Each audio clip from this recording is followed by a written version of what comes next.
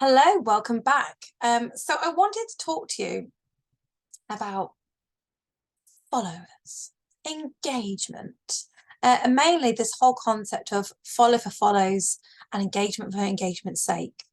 We all know that we've all seen them. Maybe sometimes we've been a part of them, um, but it is what is really wrong with a social media strategy in business. So when we fall into this trap of the kind of followers and this and that and the other, we do it because of fear. We fear that not having enough followers or not having enough engagement is going to impact our sales. It's going to mean that we're not going to get sales. No one's seeing our stuff. Oh my God, I'm invisible. What can I do to not to be invisible? So we we think of these things as like, okay, I need to make myself look more credible online. So there's always going to be people that are saying, tag us if you want to promote this product from here. I mean, I get the DMs all the time. Tag us for this, tag us for that. Do you want to be an ambassador for this or that and the other? And there are places where they will encourage you to buy followers.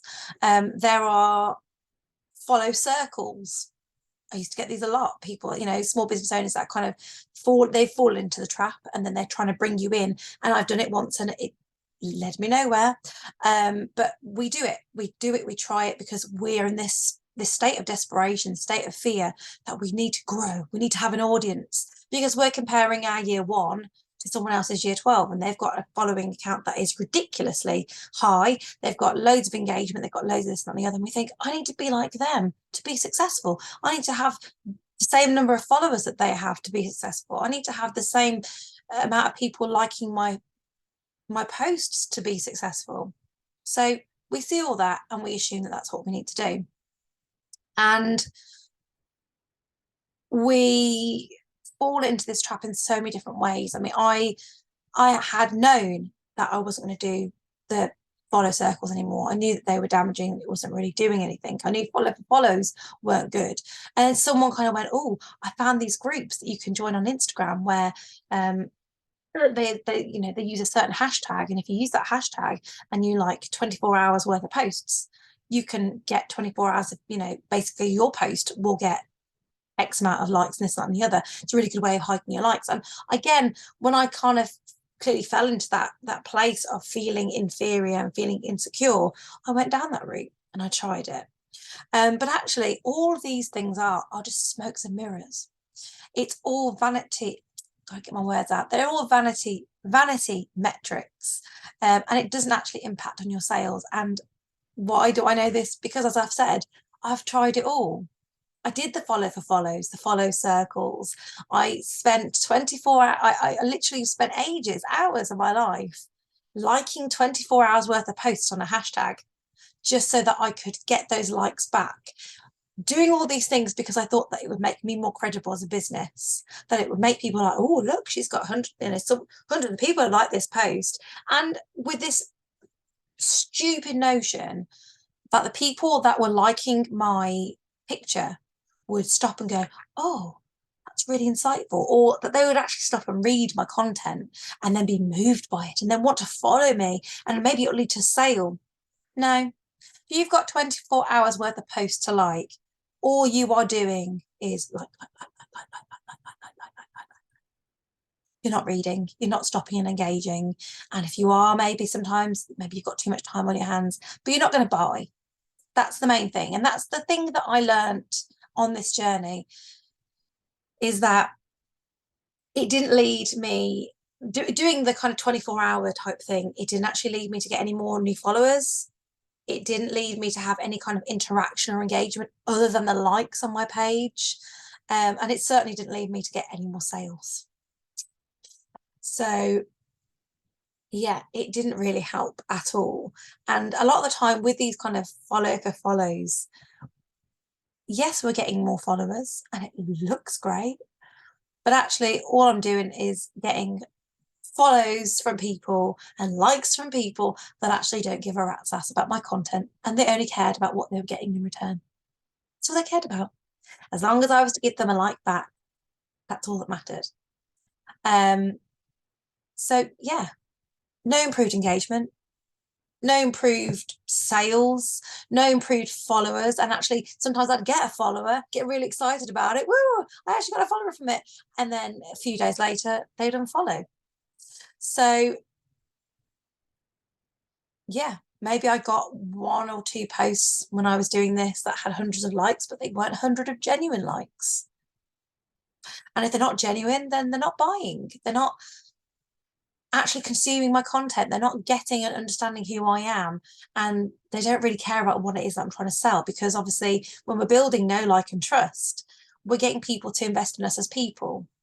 We're getting them to have a relationship with us as a business, and that in turn then leads to investment down the line. But these sorts of strategies, if we can even call them that, they're not really strategies. They are kind of the get quick rich kind of schemes, but obviously you're not going to get quick rich. You're not going to get rich quick, but it's that kind of, get followers quick, get likes quick. Yeah, we can do things quickly, but as we know, the more quick that we do things, the less actually impact that it'll have in the long term. Sometimes building things slowly is a more sustainable way to then keep it in the long term. Or as someone said to me, just because someone burns the brightest doesn't mean they burn the longest, which I quite like that analogy. So yeah, these strategies, they can actually be really, really harmful, more harmful than good. Because firstly, we've got a load of accounts that are following you that aren't actually engaging with you and your content. The algorithm is then going to read this as your content's not worth engaging with, because, well, so and so's got X amount of followers, but only 2 or 3 of them actually engage. Must mean that she's not very engaging. Let's not show her stuff. So it's damaging your reach. It's stopping you from being seen by other people, because you've got so many followers that have just followed you for the sake of following you because of whatever it is that you've done. And it's damaged your reach with the algorithm. It's not going to push your content. I mean, there could be other reasons why your reach is being limited, but obviously this is one of the most common that I found. So when we lose followers, it's not always a bad thing. It's better to have less followers, but those that are following are interacting, than to have loads that aren't interacting at all. And obviously it's harmful, because when we are putting ourselves out there time and time again, we don't really know who genuinely likes us. And obviously, when we are doing follow for follows, and then down the line we get all those people that have followed us unfollow us, it just makes us feel crap. It makes us feel rubbish. And we don't need to do that, because if someone came across your page, they liked your content, and they followed because that was their choice, then they're very unlikely to then go and follow you down the line. Unless you completely change your posts and your style and this, that, and the other, they're very unlikely to then unfollow you. So people only tend to unfollow because they followed you for a reason, and now you no longer kind of go in that reason.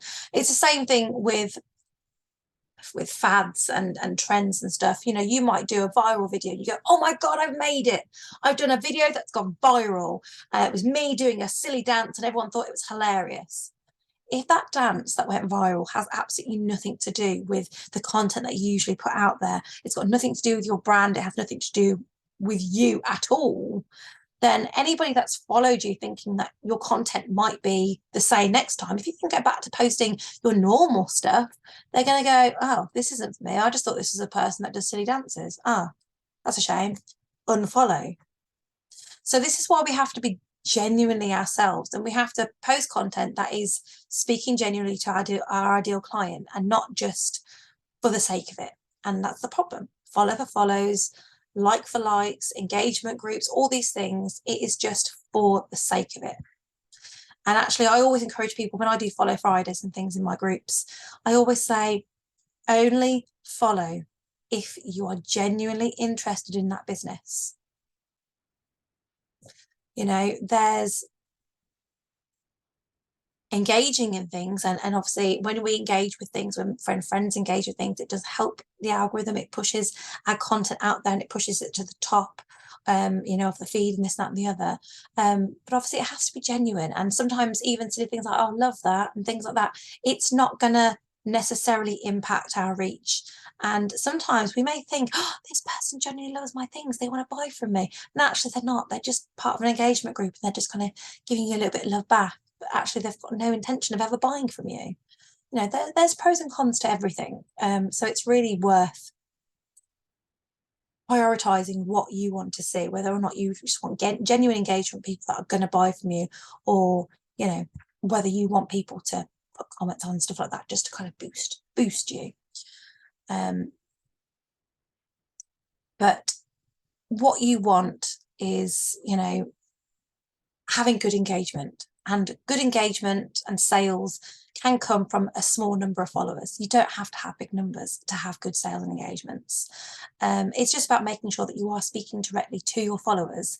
These followers that we assume are your ideal clients. They've been handpicked. They have taken a business card at a craft fair and they've gone, oh my God, I need to follow this person because I absolutely loved what they were selling and I want to see what else they do and where else they're going to be. You know, they've chosen to follow you because they either like your content, they like your products, or maybe they even just they like you. And obviously when we do it this way, this genuine way, this is going to lead to business success. So you have to decide what you want to be followed for. Just content that doesn't speak to your ideal client because it's what's trending right now, it's what everyone else is doing, or do you want to be followed for being you and for doing things that everybody else isn't doing? So have a little think. And let me know in the comments, you know, if that's helped, if that's made you kind of open that food for thought type thing. And yeah, see you all next time.